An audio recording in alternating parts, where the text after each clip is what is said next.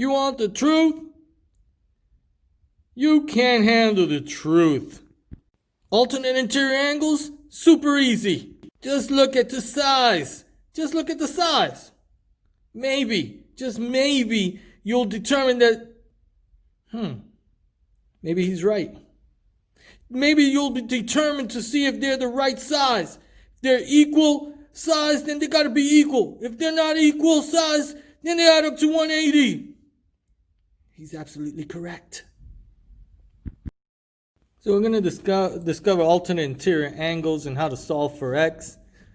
Let me draw a little design here, parallel lines. And we're going to cut it by the transversal. We're going to pick alternate interior angles, make sure that they are on the interior of the parallel lines.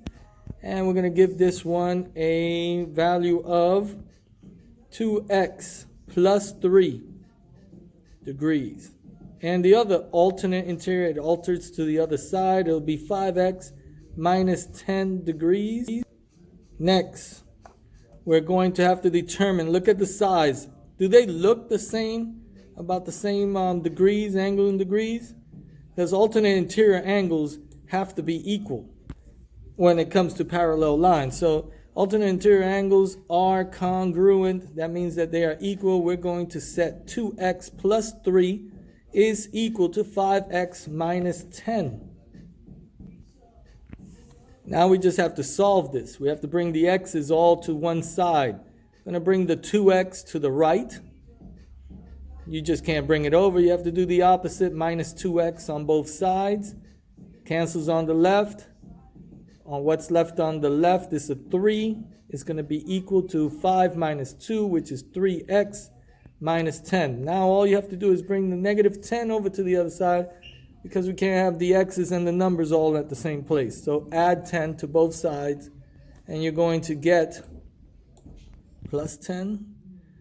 Plus 10, you're going to get 13 on the left. Or you should get 13. And it equals 3x. 13 equals 3x. Last step, you got to get rid of that 3 is 3 times x. So we're doing the opposite of times, which is divide by 3.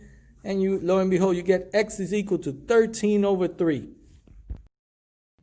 And sometimes they ask you to find not just x, but the angle that belongs in there. So all you have to do now is substitute the x into one of those angles. So we're going to substitute x into that angle, 5x. I'm going to substitute 13 over 3. You can do it to both, and then you're going to solve and be able to find out what that angle is or what the degree is.